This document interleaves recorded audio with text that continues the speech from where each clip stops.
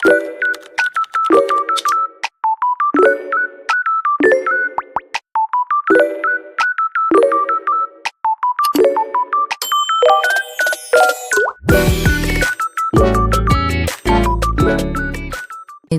Iya. Jadi ada perempuan, namanya kita sebut aja Miss K. Jadi ada satu cerita tentang dia yang bikin hidupnya berubah drastis setelah dia ikut acara sekolah di luar tahun 2022 kemarin. Miss K ini tuh kelas 11 SMA. Waktu itu sekolahnya tuh ngadain acara belajar di luar. Jadi ada 2 tempat yang mereka datengin. Salah satunya Museum Geologi. Kejadian ini tuh ada di Bandung. Dan mungkin buat sebagian orang yang gak kenal dan tahu daerah Bandung udah gak asing lagi sama tempat ini. Dan kejadian itu tuh di Taman Hutan Juanda atau bisa dikenal sebagai Tahura. Nah, waktu kesana, Miska tuh lagi dapat hari pertama. Dan kebetulan juga museum dan Tahura itu baru beroperasi lagi setelah 2 tahun tutup karena COVID. Awalnya tuh Miska ngerasa biasa aja, kayak gak ngerasain hal-hal aneh. Tapi kata teman-temannya Miska, pas mereka datang di tempat yang pertama, Museum Geologi itu, mukanya Miska tuh berubah, jadi sedikit layu dan auranya tuh katanya gak menarik. Pokoknya raut wajahnya tuh kelihatan jelek gitu.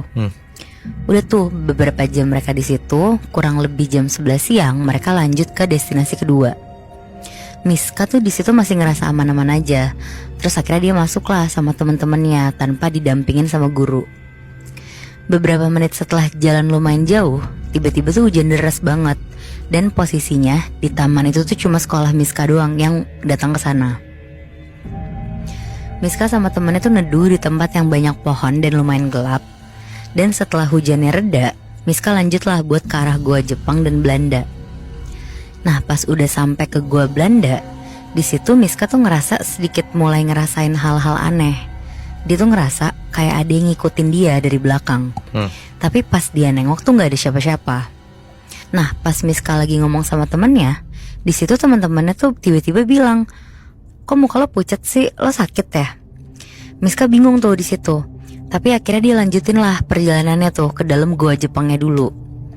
Dan setelah masuk ke dalam gua, gak lama dari situ, Miska tuh ngedenger kayak ada suara anak kecil. Terus anak kecilnya itu tuh lagi nangis, dan suaranya tuh kayak suara-suara yang kesakitan gitu. Dari sudut lorong gua, Miska tuh ngeliat sosok anak kecil itu tuh mukanya cantik, baik, mirip kayak anak Belanda gitu.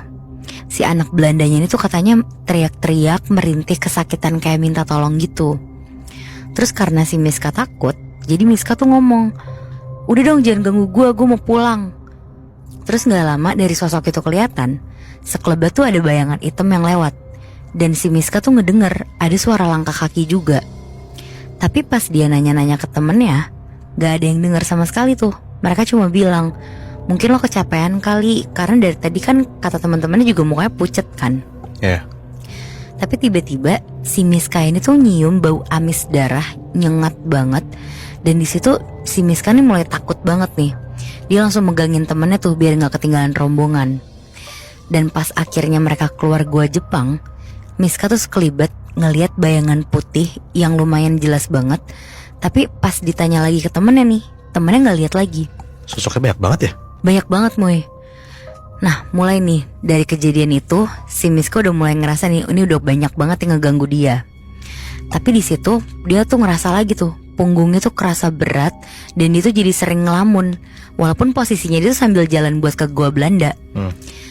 Dan di situ karena kondisinya lagi habis hujan, jadi tuh suasananya jadi kayak lebih mencekam gitu.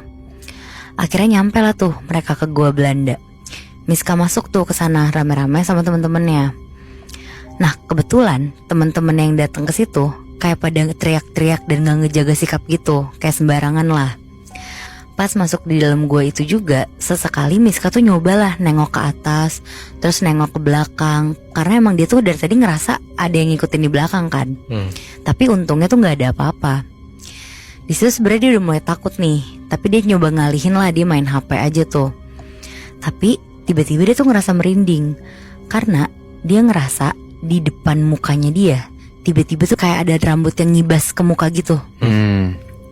Dan pas si Miska ngeliat atas Moibi, dia tuh ngeliat jelas banget ada noni Belanda yang rambutnya tuh dikuncir satu, tapi dia tuh nunduk terus ngibas-ngibasin rambutnya ke bawah.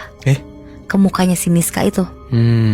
Miska langsung lari lah tuh ke arah temen-temennya dia. Dia udah takut banget. Tapi pas sambil dia nengok ke belakang ngelihat si sosok yang tadi, gak ada lagi sosoknya. Nah akhirnya ya udahlah tuh, dia langsung cepet-cepet jalan mau ke pintu keluar. Tapi tiba-tiba pas dia di pintu keluar itu, si Miska tuh nangis, terus teriak-teriak. Dia ngomong gak mau pulang, maunya di sini aja. Miskanya. Hah? Nah pas udah ngomong kayak gitu, si Miska tuh tiba-tiba jongkok nyender ke tembok gua sambil nangis kenceng banget. Terus akhirnya ditarik-tarik lah sama teman-temannya buat langsung keluar dari gua kan. Nah udah tuh, terus si Miska udah sadar, dia balik lagi lah ke bisnya. Pas si Miska lagi naik ke bis, tiba-tiba banget dia nangis sekenceng-kencengnya sambil teriak-teriak pakai bahasa Sunda yang artinya tuh gak mau pulang, pengen di sini aja, tapi mau bawa anak ini. Jadi dia sambil nangis sambil ngomongin kayak gitu terus berkali-kali. Pokoknya di bis itu tuh bener-bener jadi rame banget karena ngeliatin si Miska ini kan. Dan pas nyampe di sekolah, Miska tuh masih dalam keadaan nangis. Udah tuh abis itu si Miska pulang. Dan begitu sampai rumah, dia masih nangis lagi gak berhenti. Dan dia cuma teriak-teriak pengen balik lagi ke Tahura itu. Selama 4 hari berturut-turut, pokoknya tuh si Miska bener-bener gak berhenti nangis. Dan pas nangis bener-bener sama, dia ngucapin hal-hal yang sama lagi selama 4 hari. Bayangin deh. Dan itu selalu kejadian sampai sebulan lebih. Wow. Dan singkat cerita Moebi, waktu si Miska sama mamanya lagi tidur, tiba-tiba mereka tuh kebangun dengan mimpi yang mirip. Jadi kalau Miska, dia tuh mimpi kalau di luar tuh ada 2 noni Belanda dan segerombolan anak-anak yang lagi ngelingker main sambil ketawa-tawa. Nah sedangkan mamanya mimpi kalau di kamar mandi tuh ada kakek-kakek yang putih panjang rambutnya, pakai baju hitam, terus lagi marah-marah di kamar mandi sambil duduk di meja. Nah di sini keluarganya Miska tuh udah ngerasa kalau keadaan tuh udah makin gak beres kan. Ditambah kayak barang-barang di rumahnya mereka tuh suka geser-geser sendiri, suka berisik sendiri. Dan adanya Miska yang tadinya gak percaya sama keadaan yang ada di rumahnya, ini tuh dia jadi percaya karena suara-suara yang ada tuh kenceng banget dan nyata banget. Di situ akhirnya papanya si Miska nih mulai ngerasa kayak semuanya tuh gak beres. Dan dia tuh mutusin buat pindah kamar aja. Akhirnya mereka tidur lah sekeluarga berempat tuh di satu kamar. Dan si papanya tuh karena ngerasa ini udah gak beres, dia nelfon lah ke saudaranya, mau nanya-nanya lah ini untuk solusinya tuh gimana. Tapi ternyata hal ini tuh gak cuma terjadi di Miska. Nah sekitar jam 5:30 waktu pas mau menjelang maghrib, si abangnya Miska ini tuh lagi nongkrong sama teman-temannya di tongkrongannya dia kayak di warung gitulah. Terus di situ tiba-tiba si abangnya ini tuh ngelihat ada perempuan kayak noni Belanda gitu dan kayak cantik gitu. Terus tiba-tiba si noninya ini tuh ngelambain tangan ke abangnya Miska. Nah tapi nggak tahu kenapa tiba-tiba si abangnya Miska ini tuh ngelambain tangan balik. Udahlah, tapi di situ tuh si abangnya tuh ngomong-ngomong lah sama temen tongkrongannya juga. Nah, tapi si bapak-bapak yang jaga warung itu tiba-tiba tuh langsung nunjuk ke arah abangnya Miska, terus bilang ke abangnya, "Lo bawa cewek mana tuh? Cakep banget kalau dilihat dari jauh, tapi kalau dilihat dari dekat mukanya hancur." Di situ abangnya kaget banget lah dan nanya lah ke bapak ini, "Ih, mana ada pak, saya nggak pernah bawa cewek, apalagi yang kayak dibilang sama bapak." Jadi emang si bapak warung ini tuh indigo Moebi. Nah singkat cerita, si abangnya ini tuh sering banget lah nongkrong di warung deket rumahnya ini. Pas malamnya si abangnya ini yang lagi main, dia tuh ketemu lagi nih sama si bapak penjaga warung ini. Terus tiba-tiba si bapaknya ini tuh ngomong ke si abangnya Miska, "Itu tuh cewek, kalau lo mau tahu, cewek yang kemarin tuh dia keturunan dari Belanda. Dan kenapa dia bisa ngikutin lo kesini, karena dia tuh suka sama lo. Dan kalau lo gak misahin diri sama dia, itu lama-lama lo gak akan dapet jodoh." Jadi tuh kayak si perempuan itu mau nutup jodohnya si abangnya Miska gitu. Di situ sebenarnya abangnya tuh kayak ya udah percaya nggak percaya aja, namanya juga didatengin mulu kan. Nah pas si abangnya nengok badan ke belakang, tiba-tiba si cewek yang tadi lagi diomongin ini tuh muncul cuma jarak kayak sekitar 3 meter. Terus si cewek ini tuh ngeliatin si abangnya sambil berdiri. Dan di situ si abang ini mulai beranilah untuk ceritain apa yang dia lihat sama si bapak-bapak warung itu. "Pak, bener pak, kata bapak, si cewek ini masih ngikutin saya. Terus habis itu si bapaknya ngomong lah, itu udah diikutin berapa kali. Si abangnya ngomong, adalah sampai 5 kalian lah pak, cuma itu sekedap mata doang. Terus akhirnya si bapaknya itu ngomong, itu kalau misalkan gak dipisahin bakalan lebih parah lagi nanti. Coba ikut saya aja biar saya bantu. Akhirnya mau dibantu nih sama si bapak warung itu. Akhirnya gak lama dibawalah nih si abangnya ke rumah temennya. Mau dibantuin tuh dia buat misahin sama si cewek ini. Nah pas si bapaknya ini lagi pengen misahin dia sama si cewek ini, tiba-tiba pas abangnya Miska nengok ke samping, muka si perempuan ini tuh udah ada di sampingnya abangnya itu. Di situ abangnya tuh bener-bener kaget karena dia tuh nggak ngebayangin kan bentuk mukanya tuh sebenarnya kayak gimana. Tapi ternyata bentuk muka tuh hancur kayak dilindas truk, matanya copot satu, terus dipegang pakai tangannya sendiri di mata kirinya itu, dan mata kanannya tuh kayak turun copot ke bawah gitu. Si bapaknya tuh di situ ngomong, "Dek jangan takut dek, dia nggak bakal ngikutin kamu, dia cuma ngejagain kamu dari belakang." Terus akhirnya 10 menitan dipisahin, akhirnya berhasil tuh. Cuma ada satu lagi katanya, "Dek, ini yang cewek udah saya pisahin, tapi ada satu lagi yang ngikutin kamu." "Siapa ya pak, boleh dijelasin lebih detail nggak?" Terus si bapak itu bilang, "Nggak cuma kamu yang diikutin, tapi adik kamu juga diikutin, si Miska." Nah menurut bapak ini, awalnya si noni Belanda itu tuh ngikutin si Miska sama satu makhluk lagi dia bawa. Tapi si noni Belanda ini tuh akhirnya nempel sama abangnya Miska karena dia suka nih sama abangnya. Dan satu makhluk lagi sukanya sama si Miska ini. Si sosok ini tuh pengennya Miska ngikut ke tempatnya di gua Belanda dan gua Jepang itu. Singkat cerita, si Miska juga dibawalah ke bapak warung ini karena udah hampir sebulan lebih. Kadang-kadang si Miska nih masih suka nangis-nangis sendiri gak jelas. Tapi untungnya sekarang tuh udah gak diikutin lagi. Cuma si Miska tuh jadi sensitif dan kadang tuh suka jadi bisa ngeliat hal-hal yang kayak gitu. Berarti yang dari awalnya cuman si Miska diikutin, karena diikutin sampai rumah kali ya, makanya dia ngeliat ternyata abangnya Miska juga dalam tanda kutip jadi sasaran si sosok ini ya. Iya, dan ternyata sosok yang ngikutin Miska sampai rumah tuh gak cuma satu sosok doang Moy, malah jadi 2 sosok. Kayaknya sih bener ya, teror-teror dari masa lalu tuh emang masih bergentayangan sampai sekarang. Gua gak tahu apakah mereka tuh mau nyampein pesan ke orang-orang di zaman sekarang, atau ya memang masih gentayangan aja karena belum tenang arwahnya. Ya kalau memang ternyata teror-teror itu masih ada, kita jadi tahu sih, bisa jadi hal itu emang kejadian di masa lalu. Karena kan gak ada di buku sejarah ya. Muibi, kali ini gue pengen cerita tentang perempuan yang ngelanggar pamali di pesantren yang mengakibatkan banyak kejadian horor yang nimpa dia. Aduh. Kita sebut aja perempuan ini namanya Ayah ya. Ayah ini dulu sebelum masuk pesantren tuh anaknya nakal dan gak bisa diatur. Sampai akhirnya kedua orang tuanya tuh meninggal karena sakit. Nah sebelum meninggal, bapaknya tuh pengen banget Ayah nih jadi penghafal Al-Quran. Awalnya si Ayah tuh mikir dia tuh gak akan bisa jadi penghafal Al-Quran karena dia tuh sama sekali gak agamis. Bahkan dia tuh sering ninggalin sholat, terus juga ngerokok, bahkan sampai minum-minum juga. Tapi setelah dapet dukungan penuh dan diyakinin sama om dan tantenya, akhirnya Ayah nih semangat dan yakin untuk masuk ke pesantren. Terus dia juga pengen jadi penghafal Al-Quran karena si Ayah tuh ngerasa kalau cuma itu tuh yang bisa dia kasih ke orang tuanya. Ayah nih punya teman namanya Uci. Mereka ini beda kamar dan komplek. Nah komplek itu kalau di pesantren ini tuh disebutannya untuk daerah per kamar gitu. Jadi pesantren Uci tuh namanya pesantren Salafiyah. Nah pesantren Salafiyah ini tuh pesantren yang metode pembelajaran itu tradisional dan khusus ngaji kitab kuning. Di pesantren Uci ini tuh ada 4 lantai terus gede banget. Bentuk pesantren itu tuh kotak dan saling ngiterin, dan di tengah-tengah tuh ada sumur gede yang biasa digunain santri. Karena sumur ini tuh biasa digunain santri buat nyuci baju atau minum langsung. Karena air dari sumur itu tuh bersih dan udah didoain juga. Nah karena Ayah ini penghafal Quran, jadi kamar dan kompleknya tuh beda lantai sama si Uci. Karena semua santri penghafal Al-Quran ada di lantai 4. Alasannya tuh karena santri yang penghafal Al-Quran itu tuh kompleknya paling deket sama rumah kiainya. Jadi biar gampang setoran hafalan gitu loh. Nah akhirnya si Ayah sama Uci tuh jadi deket banget Moibi semenjak kenal di pesantren ini.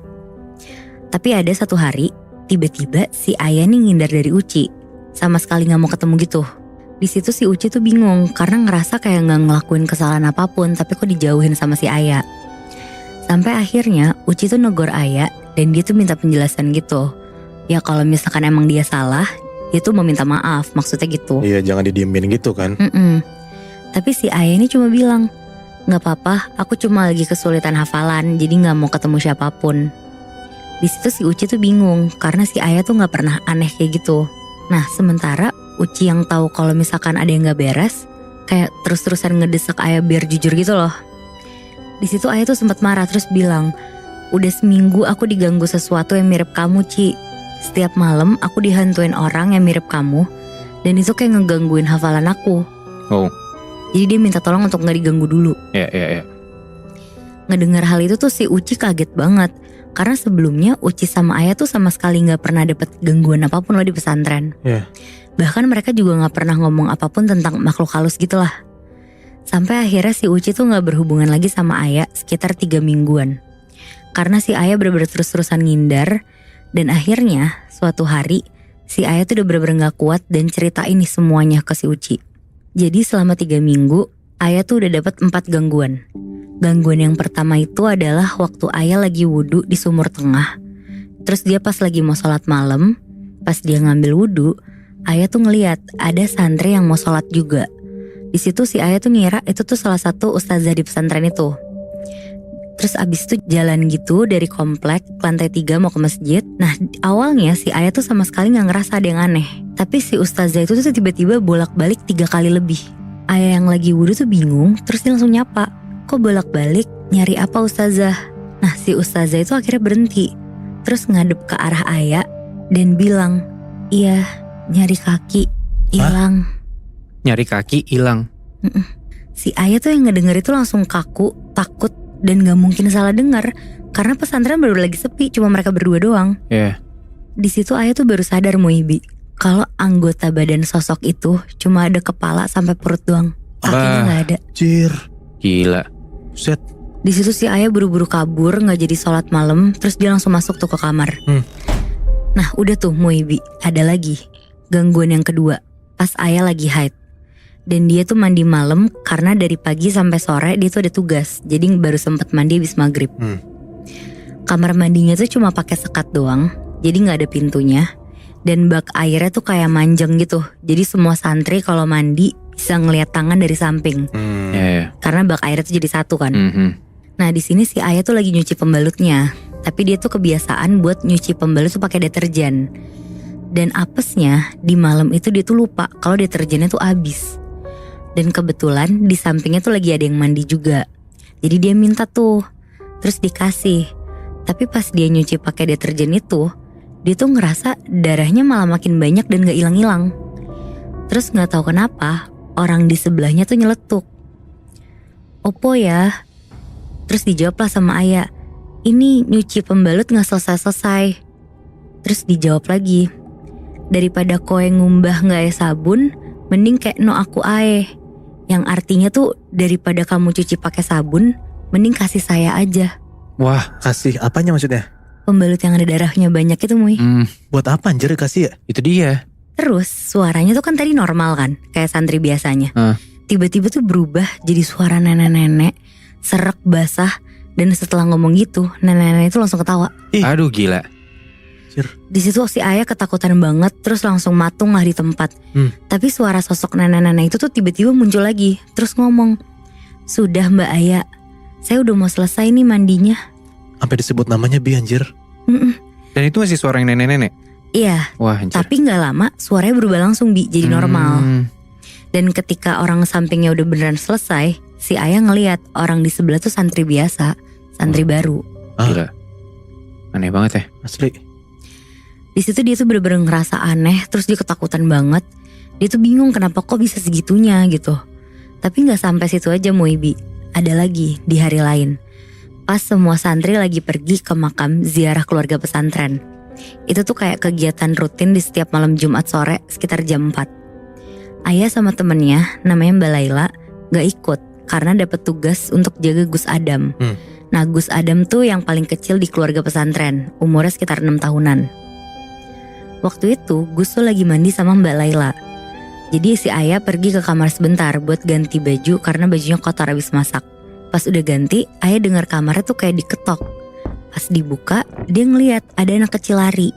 Terus tiba-tiba pas sampai di pojokan, anak kecil tuh berhenti. Nah, si Ayah karena ngeliat anak kecil, dia mikir kalau itu tuh si Gus Adam kan. Disamperin lah sama si Ayah. Terus si Gus Adam ini tuh berhenti, berdiri di tengah jalan, tapi cuma kayak kelihatan siluet aja karena lorongnya lagi gelap. Terus dipanggil lah, "Gus, sampun mandi jenengan." Artinya Gus udah selesai mandinya. Terus dilanjutin lagi nih, dia nanya, "Mbak Laila di mana?" Anak kecil di depan itu tuh gak nyaut sama sekali Muibi, tapi balik badan terus langsung lari lah ke Ayah. Dan pas mau sampai, kepala si anak kecil ini tuh jatuh ke bawah. Wah, Pus. Sisa badannya doang yang berdiri. Anjir, digangguin sama macam-macam makhluk halus ya. Iya bener. Nah di situ Ayah bener-bener langsung teriak keras banget. Dia shock banget. Dan gak lama si Mbak Laila keluar ngegendong Gus Adam. wah anjir. Nah jadi gangguan yang dialami Ayah tuh bermula karena dia ngelakuin pamali di pesantren. Pamalinya adalah santri yang hafalan Al-Quran tuh gak boleh hafalan di lantai 1 malam-malam. Karena kalau misalkan nekat hafalan Al-Quran di sana, santri yang hafalan itu tuh bakal digangguin sampai gak betah dan akhirnya keluar dari pesantren itu. Oh shit. Tapi si Ayah tahu nggak kalau misalnya emang yang harus ngafalin Al-Quran itu nggak boleh baca di lantai 1? Ayah gak tahu Muy. Oh, apes juga berarti dong. Iya bener. Nah sampai suatu hari si Ayah ini tuh terpaksa harus hafalan di lantai 1. Karena si Ayah tuh gak bisa hafalan di kompleknya sendiri. Karena dapat pesan dari Kiai kalau anak Kiai yang kecil tuh lagi sakit. Jadi si Kiai ini tuh pesan gak boleh bikin gaduh karena anaknya lagi sakit itu. Takutnya nanti kebangun terus nangis. Jadi dia hafalan di lantai 1 yang mana itu sepi lah ya. Bener. Jadi gak ganggu orang gitu. Oke, terus? Karena si Ayah takut dimarahin, bener kata lo Bi, dia akhirnya ke lantai 1. Karena si Ayah ini tipe yang kalau hafalan tuh harus keras suaranya. Tapi dia sekarang posisinya udah tahu nih kalau di lantai 1 tuh gak boleh. Belum, dia belum tahu Oh, dia juga. gak tahu. Dia masih belum tahu. Oke, terus. Nah jadilah dia hafalan di lantai 2 dulu nih awalnya. Tapi pas dia sampai di lantai 2, waktu itu tuh lantai komplek pada direnovasi. Jadi lantainya tuh kayak diganti ulang dan dicat ulang gitu. Jadi gak nyaman nih si Ayah kalau misalkan mau hafalan di situ. Akhirnya dia hafalan lah ke lantai 1 nih. Nah akhirnya si Ayah tuh bangun sekitar jam 1 pagi. Pakai mukena, dia bawa Al-Qur'annya, terus dia turun ke lantai 1. Dia duduk di tangga untuk hafalan. Keadaannya di situ semuanya sepi, nggak ada yang bangun karena ada peraturan tuh di pesantren itu. Jam 10 malam harus steril dan nggak boleh ada yang keluar dari kamar. Nah 15-20 menit kemudian si Ayah nih mulai hafalan kayak biasa. Nggak ada apa-apa, semuanya aman. Sampai akhirnya dari ekor mata si Ayah nih ngeliat ada orang yang berdiri tapi nggak kelihatan jelas sosok siluetnya tuh kayak gimana. Karena gordennya itu tuh kayak bergelombang, tapi kelihatan banget nih kalau sosok ini tuh kelihatan gede banget. Dari balik gorden itu? Iya. Oke. Di situ si Ayah tuh mikirnya itu salah satu santri. Tapi makin lama bayangan itu tuh makin kecil. Berarti ya makin deket kan siluetnya. Nah pas Ayah nengok, siluet itu tuh kayak duduk. Dan ada cepolan kayak di rambutnya gitu, di rambut atasnya. Ayah sebenarnya udah takut tuh di situ. Tapi udah nanggung lah hafalannya dikit lagi selesai. Dan Ayah juga mikir udah gak ada tempat lain lagi buat hafalan. Terus akhirnya si Ayah lanjut hafalan. Kali ini hafalan tuh agak keras. Tapi semakin keras di hafalan, Ayah tuh ngerasa sosok ini tuh ikutan hafalan dan ngaji bareng sama dia. Wah gila. Udah 20 menit hafalan, dia makin gak fokus. Ayah akhirnya tetap ngaji tuh. Dan beneran sosok ini ikutan hafalan dan ngaji. Akhirnya pas Ayah berhenti, Ayah tuh ngelihat jelas banget kalau sosok siluet ini tuh pocong sebenarnya. Ya gila. Anjir. Sambil ngaji, Ayah terusan hafalan Ayah sambil si pocong ini tuh ikutan ngaji Muibi. Bangsat. Ih. Dan si sosok pocong ini dari kepala sampai pinggul itu tuh kayak geser-geser ke kanan, ke kiri kayak gini loh. Ya gila. Nah si Ayah sebenarnya tuh udah teriak ketakutan, tapi dia gak bisa ngapa-ngapain apalagi lari kan. Ada kali 10 menitan tuh si Ayah bener-bener matung sambil terus ngedenger pocong ini tuh ikutan ngaji. Aduh anjing ngeri banget. Tapi ya udahlah si Ayah coba ngafalin ayat kursinya, dia doa-doa yang dia tahu buat ngusir setan ini kan. Akhirnya pas dia udah bisa gerak, dia langsung cepet-cepet tuh jalan ke arah tangga. Nah pas dia belok mau ke arah tangga menuju lantai 3, ada kamar yang lampunya nyala. Di situ dia udah ngerasa lumayan lega. Tapi Muibi tiba-tiba dia tuh ketakutan lagi. Bahkan kakinya sampai lemes karena dia tuh ngelihat jelas banget ada siluet pocong itu, tapi kali ini tuh gak ngaji. Ngeluarin suara kayak orang kecekek gitu. Tapi suaranya tuh ngebas banget. Terus gak lama kemudian ada yang bisik-bisik lah ke Aya. Wong duso koyo koe ora oleh ngaji. Artinya orang yang berdosa kayak kamu gak boleh ngaji. Wah, gila. Dan pas dia nengok Bi, ada pocong itu di depan mata Aya. Pocongnya tuh mukanya busuk banget, matanya keluar ngegantung di uratnya. Ih. Terus matanya tuh warnanya hijau kemerahan gitu. Dan mukanya tuh udah gak utuh karena kayak udah digerogotin ulet gitu. Oh gila. Ih. Nah, setelah kejadian di lorong itu, si Aya tuh baru ceritalah itu semuanya. Dan semenjak itu, si Aya tuh ngehadap ke Bu Nyai. Bu Nyai ini tuh kayak orang di pesantrennya. Dan ceritalah semua hal yang dialamin semenjak itu. Di situ Bu Nyai cuma ngelus-ngelus kepala Aya dan senyum sambil bilang, semua makhluk yang gak terlihat itu adanya mutlak, gak bisa dihindari dan diremehkan. Kita harus bisa menerima banyak makhluk jauh sebelum kamu datang. Dan mereka hidup di mana aja di sini. Bisa saja mereka terganggu karena kamu mencuri waktunya dan merasa bahwa tempat mereka bukan tempat untuk menghafal Al-Quran. Di situ Bu Nyai juga bilang, Kiai emang ngebiarin mereka di sana biar santri-santri itu punya iman untuk dipegang. Oh, oke. Nah, setelah Bu Nyai bilang gitu, Aya tuh ngerasa tenang dan dia minta solusinya. Terus si Bu Nyai baca doa-doa yang Aya tuh belum pernah denger. Terus kepalanya Aya kayak diusap-usap dan disaranin untuk Aya tuh bangun jam 2 pagi buat ngaji sama sholat malam selama 7 hari 7 malam tuh Bi. Oke. Sama dia juga disuruh puasa Senin Kamis. Nah, setelah Aya ngikutin semua petunjuk dari Bu Nyai, udah gak ada lagi tuh gangguan-gangguan di pesantren. Tapi semenjak malam Aya ketemu pocong itu, si Aya ini jadi sensitif dan peka. Bahkan dia tuh bisa ngelihat hal-hal yang gak kelihatan. Oh. Terus dia juga kalau hafalan nih Bi, jadi cepet banget. Kalau biasanya dia setoran hafalan 3 lembar ke si Kiai, sekarang tuh si Aya udah bisa setoran hafalan 7-8 lembar ke Kiai setiap harinya. Wow. Oh, berarti sebenarnya after dia ngelihat masuk makhluk halus itu ya, ada sisi positifnya, ada sisi negatifnya ya? Bener. Oh. Bener. Gue juga ngeliatnya kayak kalau misalkan lu dikasih tahu nih, ya udah nggak apa-apa, banyak makhluk di pesantren itu untuk ningkatin iman lu ya. Iya. Cuman agak ekstrim juga sih, iya gak sih? Ya lo jadi Iyalah. Bi, Iya. gue punya cerita tentang satu perempuan, kita sebut aja namanya Rina. Dan ini pengalaman dia waktu umur 5 tahun. Rina punya satu adik laki-laki yang beda 2 tahun sama dia. Dan mereka tinggal di Magelang. Nah, kata almarhum papanya Rina, waktu adiknya Rina ini masih bayi, dia tuh sempat keliling kompleks sama babysitternya yang kita sebut aja namanya Mbah ya. Terus setelah muter-muter komplek itu, mbahnya tuh cerita kalau pas lagi jalan-jalan, si mbahnya ini disamper sama kayak nenek-nenek yang gak dikenal. Terus nenek-nenek itu bilang, jaga anak ini baik-baik, ada sesuatu sama anak ini. Semenjak hari itu, bapak sama ibunya Rina tuh langsung ekstra banget lah buat jagain adiknya Rina. Tapi makin lama, tanda-tanda aneh tuh malah lebih ada ke dirinya si Rina. Nah, si ibunya Rina tuh cerita kalau Rina tuh jadi punya kayak teman hayalan yang cuma si Rina sendiri nih yang bisa ngeliat. Oh. Rina juga katanya sering mimpi kalau dia tuh diajak main sama jin-jin yang ada di rumah dia itu. Oh. Dan makin bertambahnya umur, gangguan yang Rina rasain tuh makin banyak lagi. Jadi di rumahnya Rina ada mbak yang kerja dan nginep di rumah. Mbak yang kerja di rumah Rina ini tuh masih kuliah. Waktu itu mbaknya Rina ini ngajak temennya buat nginep di rumah Rina karena mau ngerjain tugas bareng. Nah, pas malam-malam Rina tuh minta tidur bareng sama mbak dan temennya ini.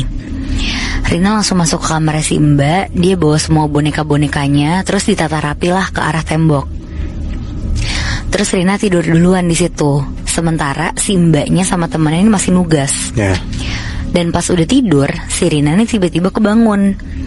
Terus pas kebangun itu, Rina langsung ngadep ke boneka-bonekanya dia. Dan pas dia lihat, si boneka-bonekanya ini tuh penuh sama sisik ular. Rina di situ langsung nengok ke tembok di atasnya dia. Dan sama tuh, tembok-tembok itu juga berubah jadi sisik ular. Terus di situ Rina tuh ngelihat tangan sama kakinya dia juga penuh sama sisik ular. Di situ Rina cuma bisa nangis, teriak-teriak sampai mbak dan temen yang masih fokus nugas langsung nyamperin Rina. Tapi Moibi, bukannya Rina tenang pas disamperin, dia malah makin nangis karena ternyata muka Mbak sama temennya ini juga penuh sama sisik ular. Semua sisik ular yang dilihat si Rina ini warnanya tuh hitam keijuan. Terus cepet-cepet lah mbaknya ngegendong Rina keluar kamar. Dan pas udah di luar kamar, Rina kaget banget tuh. Di situ dia ngelihat rumahnya itu tuh banyak pohon bambu yang ditempel obor sama lilin, terus berjejer gitu sepanjang ruangan. Serem banget anjir. Dan yang lebih anehnya lagi, ruangan di dalam rumah Rina tuh berubah jadi hutan luas, banyak pohon-pohon gede. Di situ Rina langsung dibawa ke kamar bapak ibunya, terus Rina digendong sama bapaknya dan langsung ditidurin lah ke tempat tidur. Setelah kejadian itu, besokannya ada teman bapaknya Rina yang emang udah biasa ngelakuin pengusiran gitulah. Dia datang ke rumahnya Rina. Di situ seingatnya Rina, pengusirannya tuh pakai banyak bunga sama air.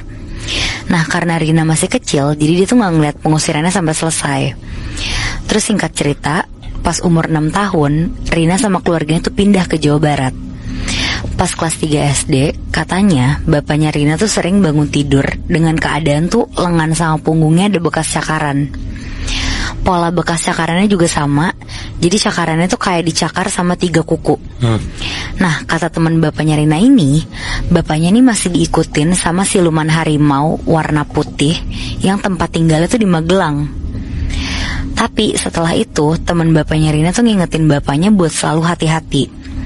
Dan karena kejadian itu, Rina tuh jadi dapat jawaban tentang sisik ular yang dia alamin itu waktu itu. Ternyata di rumah Magelang sana emang banyak yang nunggu rumah itu. Salah satunya tuh siluman ular yang bukan cuma 1, tapi ada 2. Wow. Dan kedua ular itu tuh selalu ada di atas rumah. Rumah di Magelang itu tuh jadi kayak komplek baru gitu, jadi masih sedikit lah rumahnya. Dan lebih banyak tuh kayak ada semak-semak, sawah, sama kebun orang gitu. Terus ada lagi nih Moibi, cerita yang gak cuma dialamin sama ibunya Rina dan Rina sendiri, tapi persisnya yang ngalamin tuh adiknya yang masih kecil.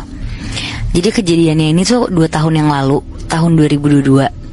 Awal mulanya ibunya Rina nih lagi ngandung anak yang ketiga.